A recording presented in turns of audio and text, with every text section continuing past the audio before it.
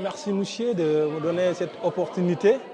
Ce soir, après juste le temps qu'on a partagé ensemble avec Mouchier Seck pendant cette conférence, qui a été d'ailleurs une conférence à saluer, une conférence nationale organisée par la JPED. C'est notre deuxième édition. Et j'étais tellement ébloui, impressionné vraiment par les compétences, les qualités, le savoir, la personnalité de l'homme.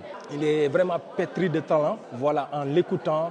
Donc moi je suis dans le milieu déjà professionnel et je vois certaines choses, certaines révélations, des techniques de vente par exemple qui m'ont ébloui, qui m'ont fasciné. Donc j'ai beaucoup appris de lui à travers des conseils qu'il nous a donnés par rapport à l'engagement des jeunes pour entreprendre. Surtout de ne pas se remettre au lendemain. C'est un aspect vraiment fondamental aussi de la vie. Et puis, surtout de ne pas se remettre au lendemain. C'est un aspect vraiment fondamental aussi de la vie.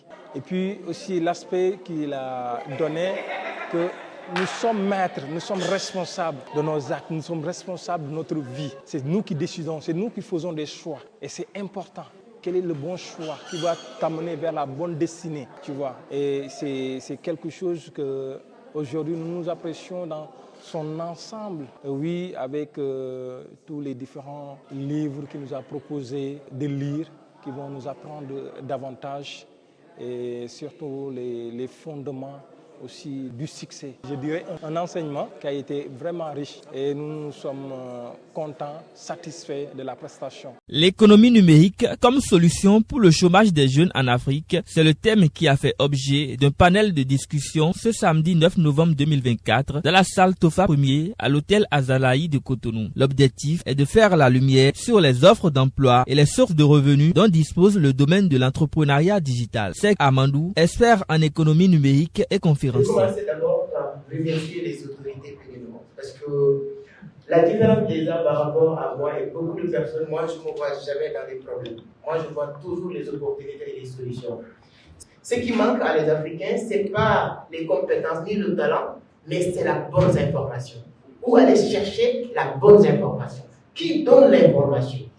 Où aller trouver cette bonne information? C'est ce qu'il nous faut. À la fin de la cérémonie, les participants se disent être mieux outillés désormais pour parfaire leurs compétences dans le domaine de l'entrepreneuriat digital. Ils saluent également la prestation de Seck Amadou, le conférencier. Tout le monde n'est pas fait pour devenir entrepreneur. Tout le monde n'est pas fait pour devenir riche. Vous entendez ça, non? Certaines personnes qui sont bloquées mentalement, vous dites déjà tout de suite, tout le monde n'est pas fait pour devenir riche. J'ai cherché des réponses de ces genres de personnes. Mais c'est maintenant que j'ai compris qui est tout le monde. C'est-à-dire que si quelqu'un te dit, exemple, tout le monde n'est pas fait pour devenir riche, dis-lui oui, c'est vrai. Mais qui est tout le monde? Est-ce que toi tu es tout le monde? Donc le fait que tu sors de tout le monde, c'est-à-dire que toi tu peux devenir riche. Et la personne, quand il va te dire que tout le monde ne peut pas devenir riche, il parlait de toi. Le moment où il te parlait que tout le monde ne peut pas devenir entrepreneur, on parle d'entrepreneuriat, on nous dit vous arrêtez avec vos histoires de l'entrepreneuriat, tout le monde ne peut pas devenir entrepreneur. Est-ce que vous savez qu'on n'a même pas encore 1% d'entrepreneurs en Afrique de l'Ouest? Je ne parle pas aux États-Unis. En Afrique de l'Ouest, tu prends le Sénégal, on n'a même pas encore atteindre 10%. Et on dit pour un pays se développe, il faut qu'on soit des entrepreneurs. Et les gens vont commencer à nous dire dès maintenant que tout le monde ne peut pas devenir entrepreneur. Oui, mais la réponse est très claire. Tout le monde n'est pas fait pour devenir entrepreneur. Oui, mais est-ce que moi je suis tout le monde? Dans notre cerveau, il y a le subconscient et le conscient. Le subconscient enregistre des choses. Quand le subconscient est en train d'enregistrer les choses, il ne maîtrise pas. Dès que le subconscient enregistre jusqu'à maîtriser, le conscient le réalise facilement. Vous faites auto-école, on vient de vous donner votre permis. Tu sais conduire, on te donne les clés. Tu connais l'accélérateur, tu connais l'embrayage, tu connais le frein. Mais pour appuyer, toi-même tu baisses la tête pour le regarder. Parce qu'en ce moment-là, pourquoi toi tu es sûr que ici c'est accélérateur, mais tu regardes d'abord? Parce que ton subconscient est en train d'enregistrer. Tu le fais une semaine, un mois, un an, tu regardes rien de ce que tu avais l'habitude de regarder. Parce que le subconscient a déjà enregistré, le conscient va juste tout réaliser, appliquer. Donc quand nous, on comprend comment maintenant on peut programmer notre subconscient dans la richesse, le jour où toi tu dis que moi je peux faire partie des millionnaires, voici comment les millionnaires fonctionnent, tu le dis, tu le répètes